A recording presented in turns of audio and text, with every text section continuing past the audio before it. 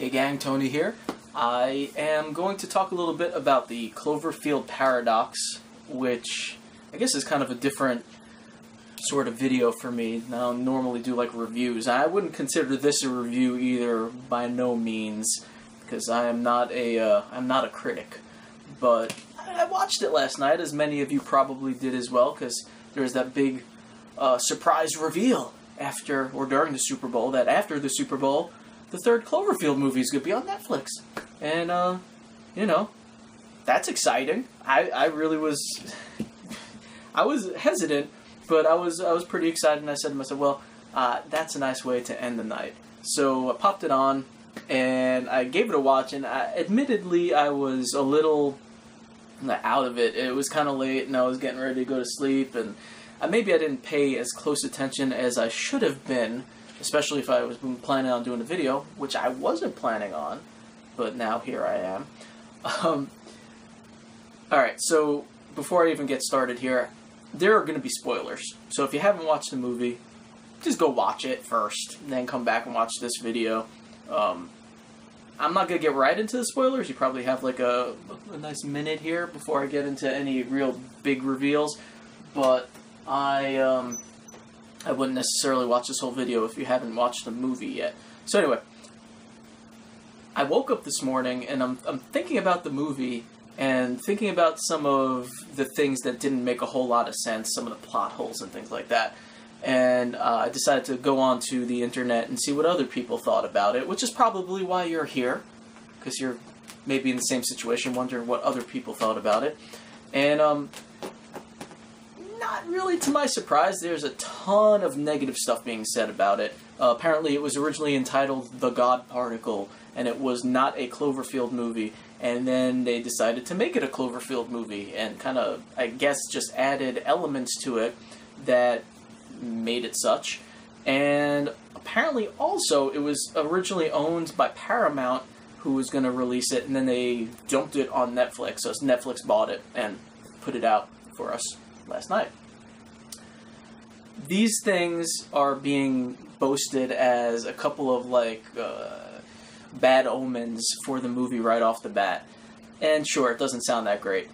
I'm not going to try to read into it too much. Whatever the reasons for those things were, they happened. I don't really care. So, before I get into the details, what did I think of the movie? Well, here's my thoughts. Objectively, it's a pretty bad movie. Objectively. But I liked it. And that's not as weird as it may sound, I don't think, anyway. It's normal for people to like bad movies, right? I think. Sure, why not? We're into horror. Most of the people that come to my channel anyway are into horror. And a lot of the stuff we like tends to be sort of schlocky B movies, cult movies, you know, straight to VHS kind of fare. Which this is like the digital age straight to VHS, isn't it? Because there was no theatrical release. It's just right onto Netflix. Okay, so character development, pretty minimal. We don't really get to know the characters that well. You know, there's a couple of the main characters we know a little better, but then everyone on the space station... By the way, you may have noticed, I didn't summarize what the movie's about. I'm assuming you know that by now. Coming to this video, that's not what this video is for. If you want to know what it's about, go to IMDb, check out a quick, you know, summary. I'm not good at summarizing. I'm just not doing it. So, yeah, all the people on the space station... You know, they're pretty stereotypical, like, archetypes for the most part. We don't really get any backstory about them. So that's... most, like, cinephiles will give that a negative mark. I'm used to that in bad horror movies, so it didn't really stand out at the time as I was watching it as something like, oh man, this movie sucks. So, you know, obviously, objectively, that's not a good thing, but I didn't mind that much. There were some weird, like, plot holes that maybe didn't make a whole lot of sense. But, alright, so here's the deal. And this is where the real spoilers are going to set in here. This is supposed to connect the whole Cloverfield experience, right? All three movies. And they do so in a pretty clunky manner. Through exposition, some just I forget the actor's name, but on like a news report that the people on the space station happen to be watching, the guy says, yeah, if they turn on the Shepherd, and the Shepherd is like a, whatchamacallit, I forget what they're called, particle accelerator? I want to say it's a particle accelerator. It's a giant particle accelerator that's so dangerous they had to put it out in space on the space station. They couldn't do it on Earth because it's dangerous. And this dude on TV is like, yeah, you know, if they turn that on, it's going to create a paradox. And it's going to unleash hell on Earth, basically, he says in so many words. So, you know, there'll be creatures from the ocean and aliens and demons.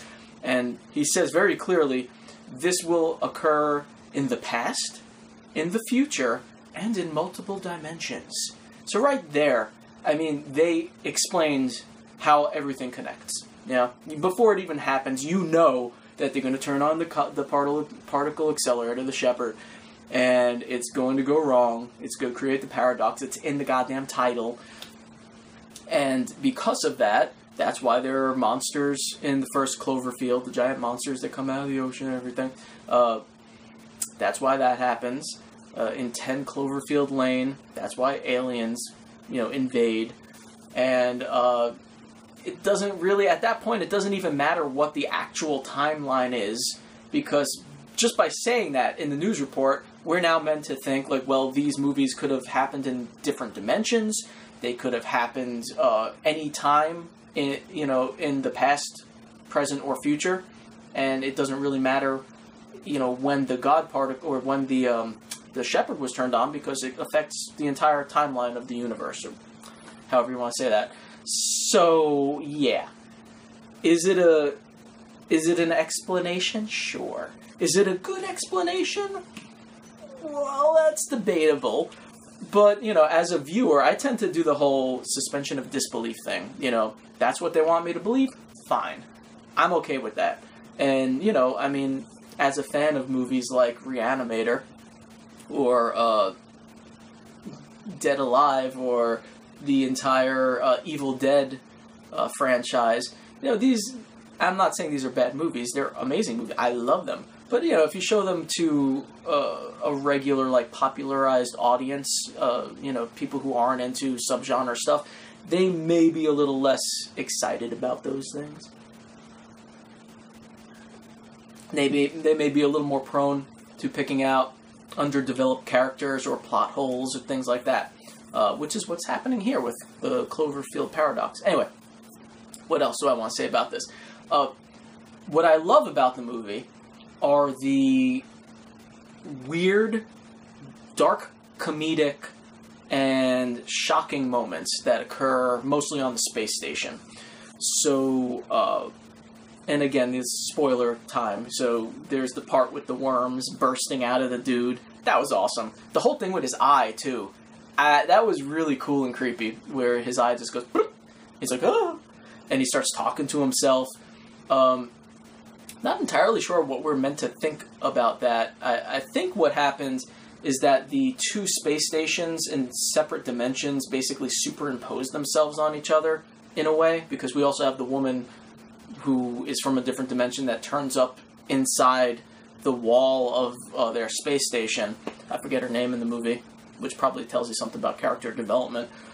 And, I mean, that was another amazing moment, too, because there's those crazy screeches and screams happening, and they're like, what's going on? There's something behind the wall. You know, I mean, it was creepy. It's like, what the hell? But again, you know, the explanation is supposed to be that the two dimensions sort of superimposed for a moment, and things kind of, you know, got stuck together. So the worms ended up inside the guy, the gyroscope ended up inside the guy. I don't know when he's talking to himself in the mirror if he's talking to his other self from the other dimension, or if the worms have eaten into his brains a little bit and he's just going like a little schizo. Either explanation is fine for me. I don't really care. It was fun. The part with the arm. Amazing.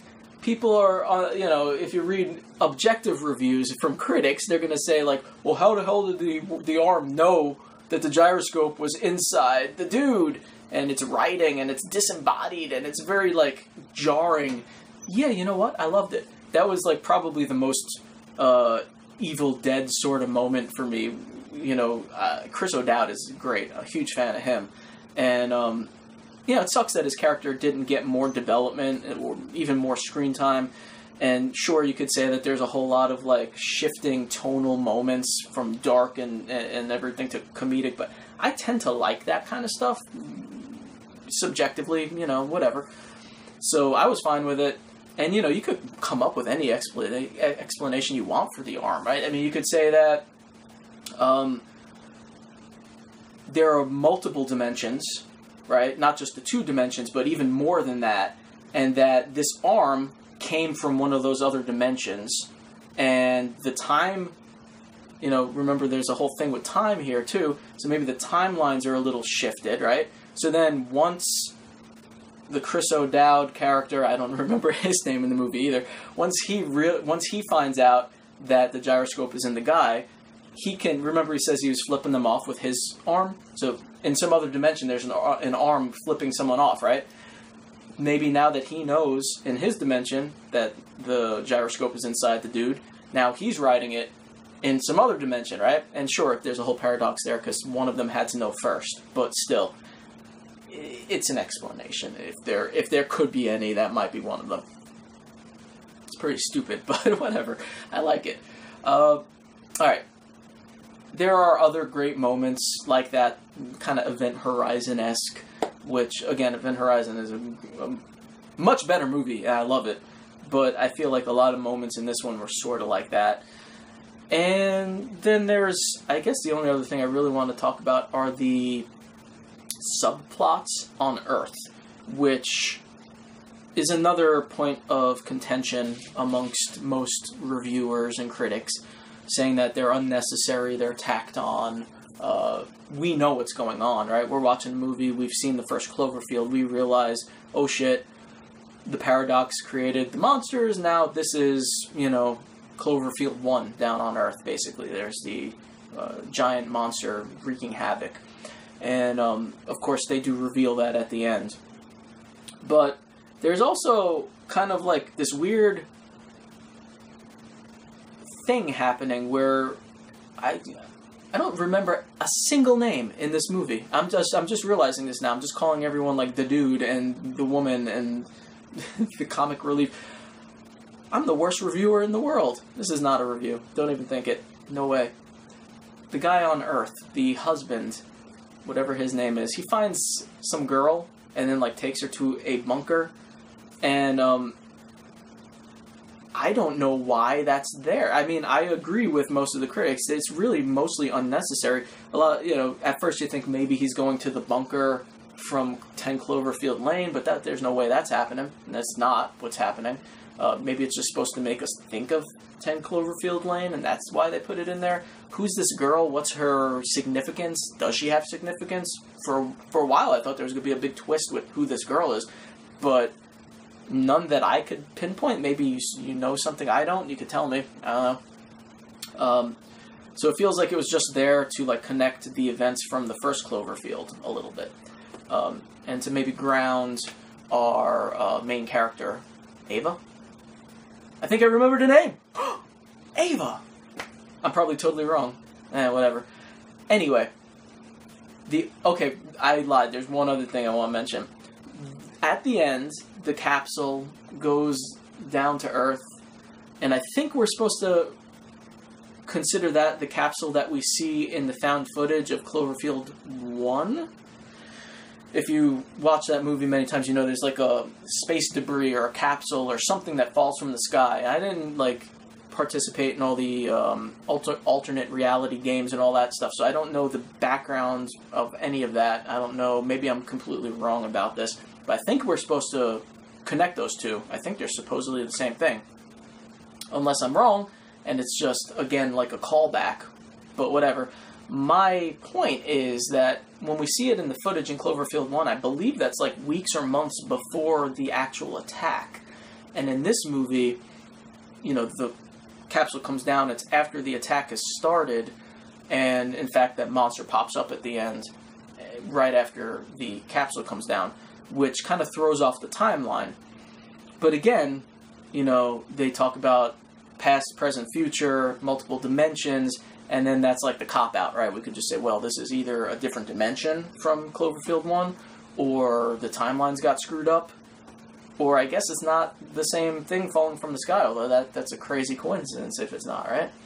Alright, well, those are my thoughts about the movie. I don't know, I'm curious what you all thought. I hope that was interesting for you to listen to a little bit. At the end of the day, I enjoyed it. As flawed as it is, as you know, objectively bad as it is, it was fun to watch. And I probably will watch it again. Maybe I'll change my mind after watching it a second time more awake, but I don't think so. I think it's probably going to end up being one of those like kind of fun, schlocky, you know, popping on when you don't know what else you want to watch sort of movies. It's nowhere near as good as the first or second movie.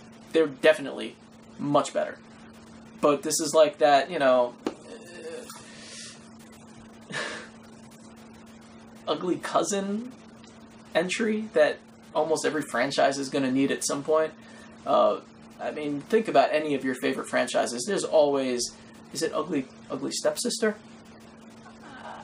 That might be the actual saying. I'm making up cliches now. I don't even know. But yeah, think about any franchise. They always end up having at least one or two bad movies, sometimes a hell of a lot more. And there's a fourth movie coming out that has something to do with World War, I think, and World War II. So hey, you know, maybe that one will blow us all out of the water and we'll say, oh man, very cool. What'd you think of the movie? Hated it? Loved it? Somewhere in the middle? Let me know. I'm curious. If you haven't been subscribing to my channel yet and you like the stuff that I'm doing here, albeit completely almost as disjointed as the movie, subscribe, see what else I'm going to do. Maybe next time I'll talk about food, and I don't know. That's probably going to happen. See you all next time. Breathe deep in the night. Bye.